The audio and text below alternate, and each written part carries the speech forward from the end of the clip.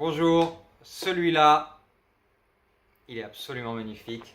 C'est Formosati.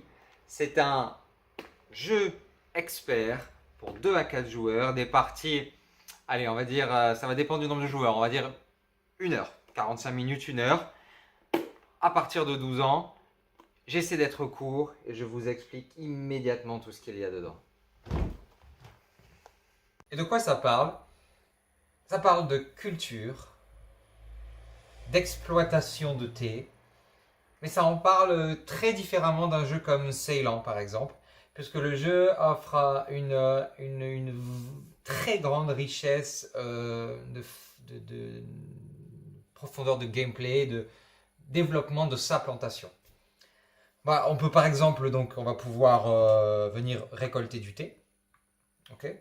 Hop, voilà, je viens de récolter du thé. Hop, je l'ai placé dans mon panier à thé. On va pouvoir le sécher. Hop, les actions qui permettent de sécher le thé. Une fois que j'ai récupéré le thé, alors je vais le mettre, hop, je vais le placer aux bons endroits parce que le thé a un niveau d'humidité de 2, de 1, de 0. Je vais pouvoir le sécher. Donc je vais pouvoir faire descendre un cube. Le but étant d'avoir le thé le plus sec possible et le plus parfumé possible en faisant basculer les cubes comme ça. Ok. Parce que l'on va essayer de faire du bon thé dans Formosati. Comment on fait du bon thé? Comme je l'ai dit, en le séchant, en le parfumant, en faisant passer les cubes ici, etc., etc. Ce sont des étapes cruciales pour faire les meilleurs thés. Ce sont les premières étapes seulement. Il va falloir déjà optimiser celles-là. Dans les plantations et dans les usines, en plaçant ces petits personnages. Ensuite, on va faire évoluer ses compétences technologiques pour aller plus vite et plus loin. Je vais vous montrer un exemple. Par exemple, j'ai débloqué une compétence, j'avance de 1. Hop. Le pouvoir qui m'est octroyé, c'est d'avancer de 1 sur une autre zone. Par exemple, j'avance de 1 ici. Hop. Tiens, je récupère ce jeton-là. Et ce jeton, il dit quoi? Quand je veux, je peux le dépenser pour faire passer un cube qui était niveau d'humidité à 1, pour le faire passer immédiatement en thé avec de la saveur.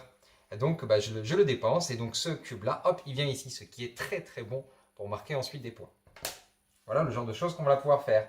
Donc, améliorer sa technologie, c'est une des choses que l'on peut faire. Ensuite, on va stocker le thé dans ses entrepôts lorsqu'il est fait. En fonction de sa qualité, on va le stocker dans différents types d'entrepôts. Le thé de mauvaise qualité, le thé de qualité normale et l'excellent thé qui va en plus nous scorer immédiatement des points bonus. Mais qui est évidemment plus dur à produire. Qu'est-ce qu'on fait ensuite? On exporte son thé sur le marché domestique qui va nous rapporter des points et des bonus ou sur le marché international. Et le marché international, en plus de nous rapporter des actions bonus, il va nous permettre, donc voilà le marché international. Je vais vous montrer un exemple. Hop. Je peux, selon la qualité du thé que je vends, je vais récupérer immédiatement des points de victoire en dépensant des cubes de mes entrepôts. Et ces cartes-là, je vais même pouvoir les rescorer en fin de partie si ma renommée est suffisamment bonne. Donc vous le voyez, ça fait plein de choses à vivre dans ce jeu que j'ai trouvé absolument magnifique, rapide à mettre en place, vraiment très très profond, donc rejouable. Je ne vous ai pas tout montré, parce qu'il y a aussi des événements historiques qu'on peut vivre, etc. On peut asymétriser le début de partie. Bon, peu importe. L'essentiel, c'est ça. C'est un format contenu pour cette gamme de jeux-là. Un tour de jeu, ça se résume à placer un ouvrier. On place ses cases ouvriers, c'est la fin de la manche. On joue comme ça à 6 manches. Côté interaction, c'est super aussi. Parce que, en fait, les interactions, elles sont là. Elles sont vraiment là, mais elles sont pas trop fortes.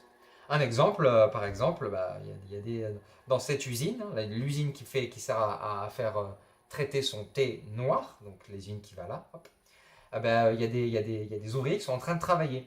Et qu'est-ce qui se passe? Si un joueur, par exemple celui-ci, place un de ses ouvriers dans un champ, ça va en fait, il va pouvoir récupérer, alors il y a une technique pour récupérer, mais il va pouvoir récupérer des cubes, les placer dans ses paniers, un panier 0, c'est sec, et ça motive les travailleurs dans les champs, dans les usines, qui vont immédiatement avancer d'une case, et donc qu'est-ce qui va se passer? Ça va permettre aux joueurs immédiatement de choisir d'activer le pouvoir des cases sur lesquelles ils viennent d'arriver.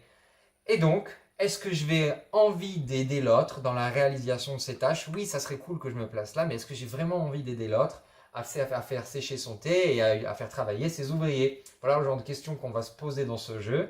Facile à éditer et à localiser puisqu'il ne comporte quasiment pas de texte, qu'il est il est finalement très accessible, même si c'est un jeu expert.